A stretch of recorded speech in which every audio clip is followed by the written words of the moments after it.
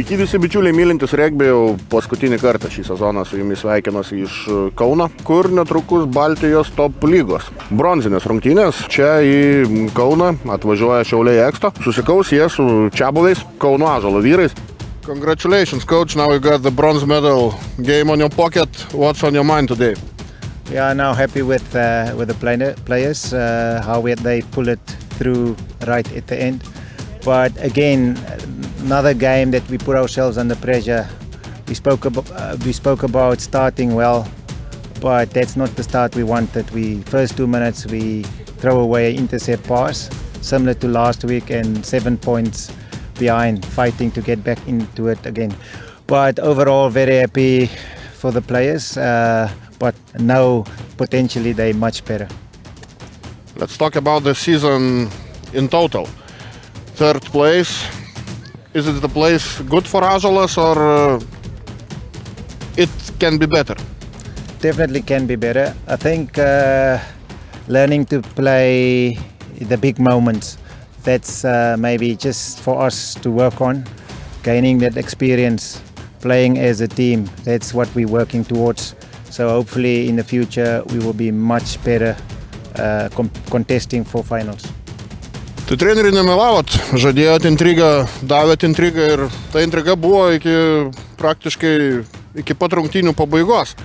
Kaip pats vertinat rungtynės ir kokių detalių pritrūko, kad bandytų už tos bronzos šiandien nusikabinti? Na gal pritrūko tai iš tikrųjų nemažai. Sakau, mes dar tokia tik tai susibūrinti komanda, tai šiek tiek trūksta dar to pasitikėjimo savim, susižaidimo, bet tai, ką šiandieną padarėm, tiek pat su užribio žaidimu, tiek su tom pačiom stacionariom grumtynėm, tai aš esu tikrai labai patenkintas.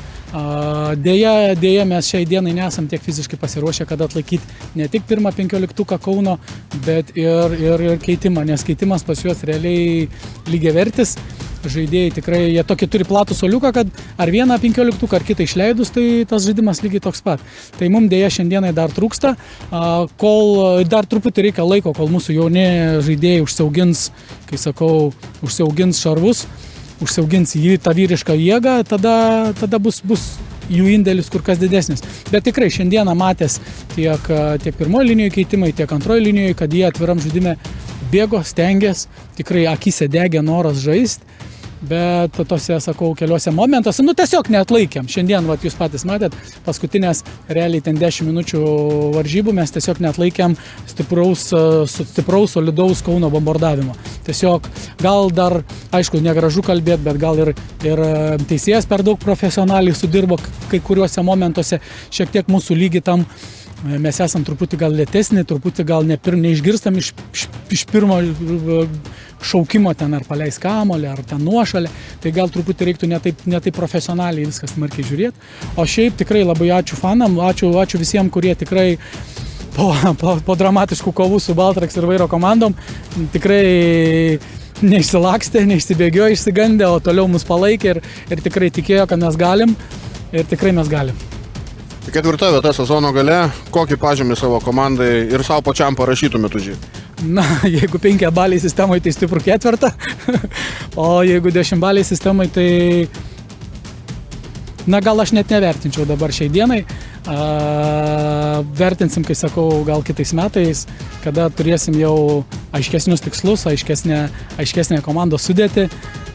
Dabar žiūrėsim, kiek tos komandos dar liks kitais metais iš tų žaidžiančių. Aš tik tai džiaugiuosi vyrais, džiaugiuosi už parodytą charakterį. Ir viskas, Ąžuolas švenčia bronzą, kamuolys keliauja už aikštės teritorijos ir galim sveikinti Kauno Ąžuolą.